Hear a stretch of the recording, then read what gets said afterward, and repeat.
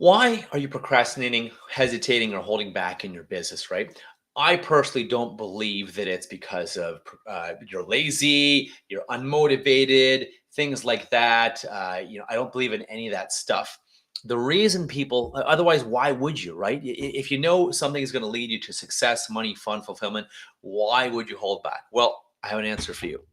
You may not love it, and you may refute it at first, in fact, but it goes down to our subconscious beliefs. Either we don't feel we're good enough, we're worthy, or not we're worthy of it. There's a sense of unworthiness or not being worthy or not being good enough, or we don't think it'll ever be good enough. Often it's a sense of we're not good enough, so thus it will never be good enough.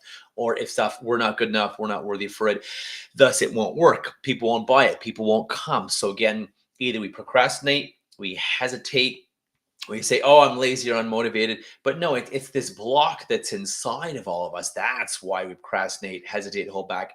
And I do it too sometimes. I've done a lot of work on this using the tools that I teach. That's why I teach them. And I think it's just the awareness and coming to terms with it and being able to admit, okay, well, I'm either fearful or I'm doubting myself, or I have imposter syndrome. I'm afraid what will happen, or what if I lose time, or what if I lose money or energy? What if I look bad? What if people say it sucks? What if they put me down? What if they fire me? Again, this is the catastrophic that happens in our own brain. 99% of it is not true and will never happen, but it's this catastrophizing, the overanalyzation, and the paralysis by analysis is why we hesitate. It's that doubt. That's a doubt why people don't go to the gym or eat better or go for a leadership position at work or start their own business or grow their own business, call their clients. They have their own business, but they're not making enough client calls, not making enough sales calls. They don't invest big in their business. And if you want to make money in business, you want to make a lot of money, you need to invest a lot of money. A little silly expecting someone to give you thousands of dollars and you making, hundreds of thousands, or if not seven figures, eight figures a year, without thinking, well, I probably need to invest in some big things in my business, right? Tools, systems, development, mentors, marketing, and especially working on yourself. Even Warren Buffett. There's a reason why this multi-billionaire, one of the richest men in the world, Warren Buffett says to be always working on yourself. And the best investment is to invest in yourself. Even Oprah, look at Oprah Winfrey, right? She's invested, in herself, in time, money, energy, had lots of mentors, coaches, therapists, all these people to help her really win big.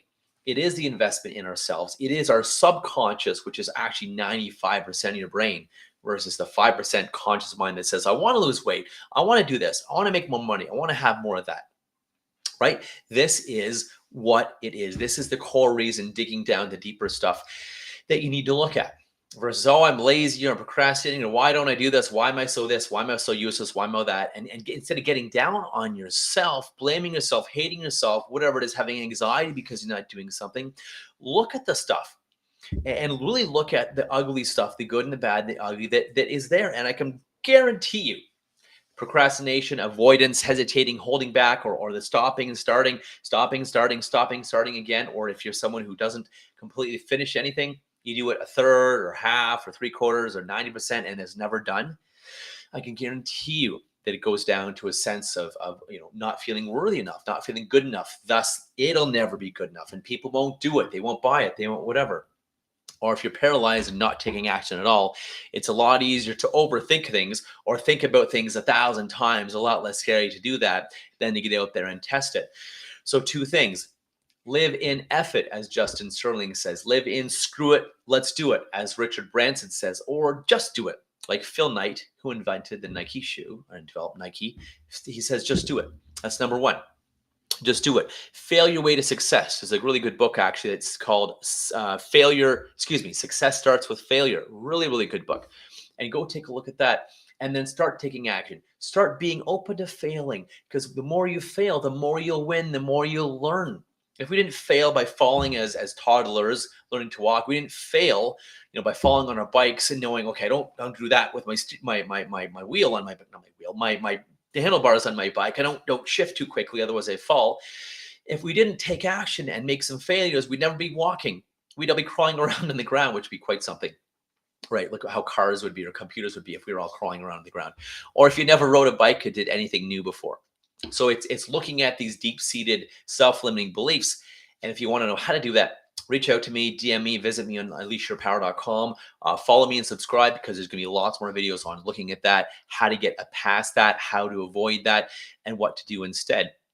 In the meantime, be present with it, be open with it, be honest with it, and say, you know what, yes, I am procrastinating because I'm doubting myself, or I don't think it'll work. I'm so afraid that people are not going to like it, or going to say no, they'll hate me, they'll make fun of me, they'll say this is a piece of crap. I mean, it took 3 years for me to write my book. Well, 3 years to actually of hesitating, and then 2.5 weeks in Thailand on vacation to write my first book.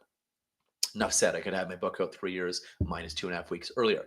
So again, get present with it, take action, work on yourself, do the inner work. Never stop working on yourself, because there'll always be some kind of little gremlin on our shoulder, a monkey on our back, some kind of worry or self-doubt or imposter syndrome. I've worked with 7, 8, 9-figure people, billionaires, and people that doubt themselves, even being billionaires. We all have imposter syndrome or self-doubt. It'll never go away. You can manage it, you can take action despite, and you can limit it and help prevent it from limiting you. It may never go away though. However, if you're interested in finding out how, DM me, message me, James at unleashyourpower.com.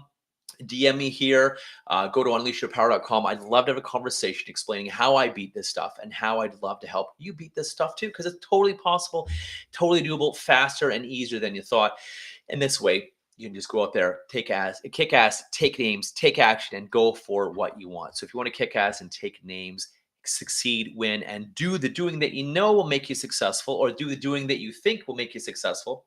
If you're doubting yourself, let's talk. Till next time, go have your best day ever. Start taking action and start questioning those limiting beliefs, where they came from. Why is this here? Why do I believe this? Where did my lack of worthiness or sense of unworthiness or not good enough come from? Hint, hint. It's usually parents, grandparents, teachers, authority figures, cultures, religion, society, news, politics, and on and on. Take a look at it, be present with it, be really present with it, become aware of it, and that will weaken its power to you until we do the inner work. Till next time, have your best.